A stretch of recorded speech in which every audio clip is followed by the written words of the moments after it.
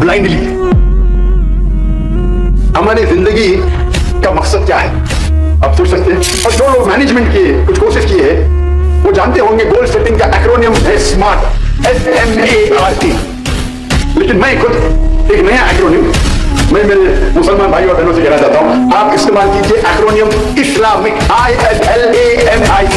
वरना वो आपको चबाएगा और थूक देगा। हमारे जिंदगी का मकसद क्या है?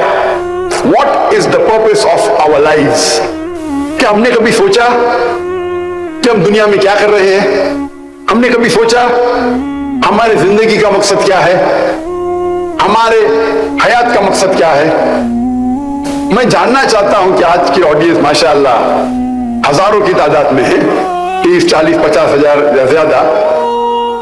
मैं आपसे पूछना चाहता हूं कि आप में से कभी भी किसी ने पहले सोचा, आज के पहले सोचा कि हमारे जिंदगी का मकसद क्या है?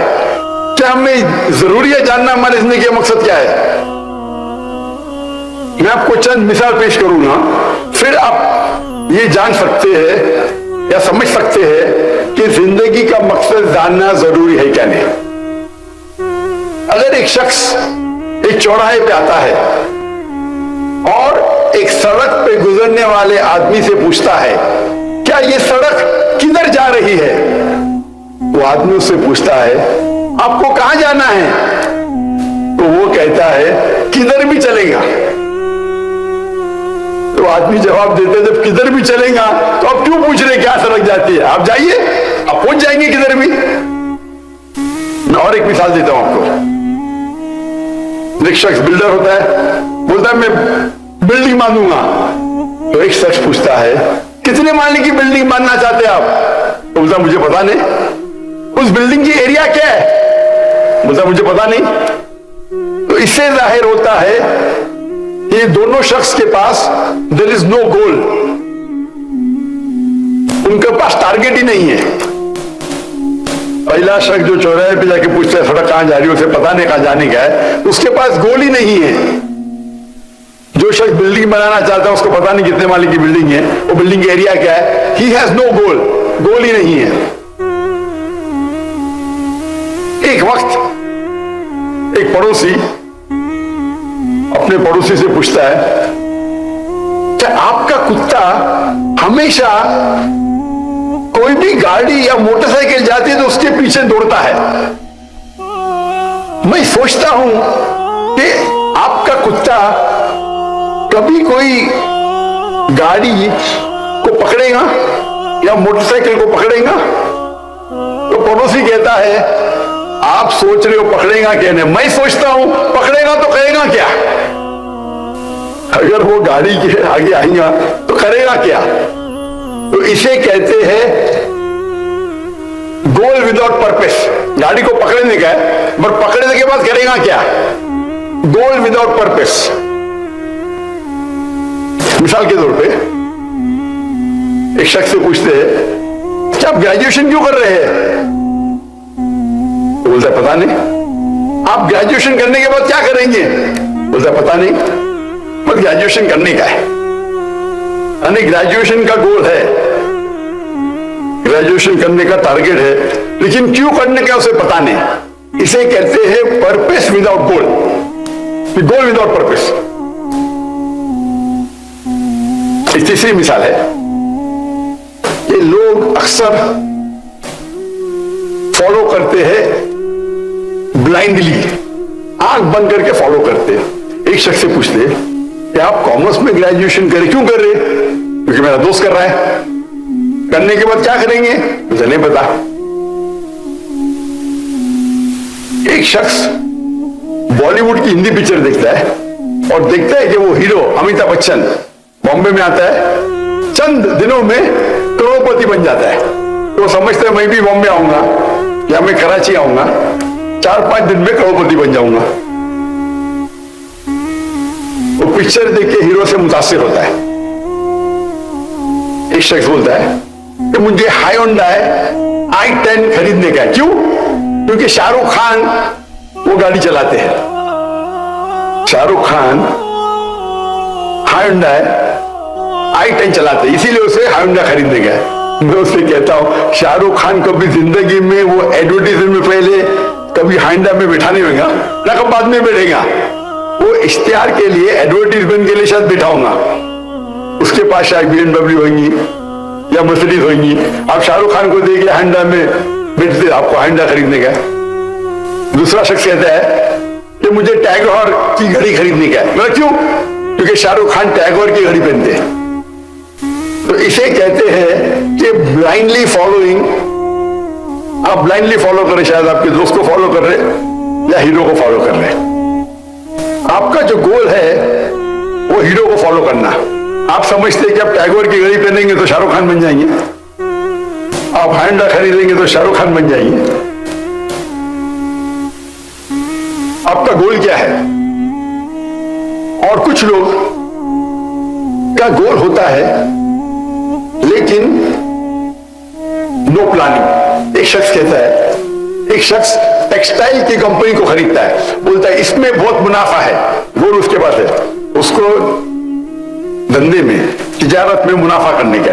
वो टेक्सटाइल की कंपनी खरीद लेता है और उससे पूछा जाता है आप अपने कपड़े किधर बेचेंगे? बोलता मुझे पता नहीं। आप रॉ मटेरियल्स टेक्सटाइल का कहां से खरीदेंगे? मुझे पता नहीं। आप किसी को अपॉइंट करेंगे, CEO को या मैनेजर को? बोलता मुझे पता नहीं। गोल तो है, मकसद तो है कि मुनाफा करना तिजारत में, धंधे में, लेकिन नो प्लानिंग, गोल विदाउट प्लानिंग। एक मिसाल दूंगा मैं। एक शख्स को साइंटिस्ट बनने का है, बोलता मुझे दुनिया का एक सबसे बेहतरीन साइंटिस्ट बनना है। वो क्या करता है? वो रिसर्च करता है और तहकीकात के बाद उसे पता चलता है कि दुनिया का सबसे बेहतरीन साइंटिस्ट है आइजैक न्यूटन। उसकी तहकीक बिल्कुल सही रहती है। फिर वो क्या करता है? जिस तरीके आइजैक न्यूटन के लंबे बाल थे, कर्ली बाल, वो लंबे बाल उगाता है, कर्ली बाल उगाता है। जिस तरीके से आइजैक न्यूटन कपड़े पहनता था, वो कपड़े पहनने लगता है। जिस तरीके से वो जूते पहनता था आइजैक न्यूटन, उस तरीके से जूते पहनने लगता है। क्या वो साइंटिस्ट बनेगा? आगे नहीं। उसकी तहकीक सही थी कि आइजैक न्यूटन सबसे बेहतरीन साइंटिस्ट है दुनिया के। प्लानिंग है, गोल है, बट प्लानिंग गलत है। बाल उगाने से, कपड़े पहनने से, आइजैक न्यूटन जैसे जूते पहनने से कोई साइंटिस्ट नहीं बनता है। तो इसे कहते हैं गलत प्लानिंग। तो आज के माशरे में हम देखते हैं कि अक्सर लोग, उनके पास कोई गोल ही नहीं है। जैसे वो सड़क पे वो मुसाफिर पूछता है कि सड़क किधर जा रही है, आपको कहां जाना है? किधर भी के चलेगा। उनका गोल ही नहीं, उनका टारगेट ही नहीं है। कुछ लोग ऐसे हैं, गोल है लेकिन मकसद ही नहीं। कुत्ते की तरह गाड़ी के पीछे भाग रहे, पकड़ेंगे तो करेंगे क्या? आप भोगते भोगते गाड़ी के पीछे भागते, अगर पकड़ेंगे तो करेंगे क्या? यानी गोल है लेकिन पर्पसलेस गोल। कुछ लोग भीड़ को फॉलो कर रहे, दोस्त जा रहे तो हम भी जा रहे। वो हीरो को देखते हैं कि बंबई आता है, कराची आता है, करोड़पति बन जाता है, मैं भी बन जाऊंगा। मैं टैगोर की घड़ी पहनूंगा या हाइंडा गाड़ी चलाऊंगा, शाहरुख खान बन जाऊंगा। भीड़ को फॉलो कर रहे। कुछ लोग का गोल है जैसे टेक्सटाइल कंपनी खरीदने वाला, लेकिन प्लानिंग ही नहीं है। किधर से माल खरीदेगा पता ही नहीं, किधर बेचेगा पता ही नहीं, ना मैनेजर ना CEO। और कुछ लोग है प्लानिंग करते लेकिन गलत प्लानिंग करते। आइजैक न्यूटन बनने का तो आइजैक न्यूटन के कपड़े पहन रहे, जूते पहन रहे। तो ये हमारे माशरे में अक्सर आप देखेंगे इंसान इसी 6 किस्म में से एक किस्म में आते हैं। हमारी जिंदगी का मकसद क्या है? आप सोच सकते हैं अगर हम इन किस्म के लोगों जैसे होंगे तो हमारी जिंदगी का मकसद क्या है? इस सवाल का जवाब हमारी जिंदगी का मकसद क्या है सबसे बेहतर कौन दे सकता है? डॉक्टर जाकिर नाइक? बिल्कुल नहीं। क्या एक डॉक्टर दे सकता है? क्या एक साइकोलॉजिस्ट इस सवाल का जवाब दे सकता है? सबसे बेहतरीन जवाब इस सवाल का हमारे जिंदगी का मकसद क्या है कौन दे सकता है? हमारा खालिक, हमारा मालिक अल्लाह सुब्हानहू व तआला। अल्लाह सुब्हाना व तआला से बेहतर जो हमारा खालिक है, हमारा मालिक है, क्या कोई उससे बेहतर इस सवाल का जवाब दे सकता है? हाँ या नहीं? अल्लाह ताला फरमाते हैं, इस तकरीर के शुरू में मैंने एक आयत की तिलावत की, सूरह धारियात, सूरा नंबर 51, आयत नंबर 56, आयत नंबर 56, वमा खलक़तुल जिन्न वल इंसा इल्ला लियअब्दुन। ये हमने जिन और इंसान को पैदा किया ताकि वो हमारी इबादत करे। अल्लाह ताला फरमाते हैं कि अल्लाह ने जिन और इंसान को पैदा किया ताकि वो अल्लाह सुब्हाना व तआला की इबादत करे।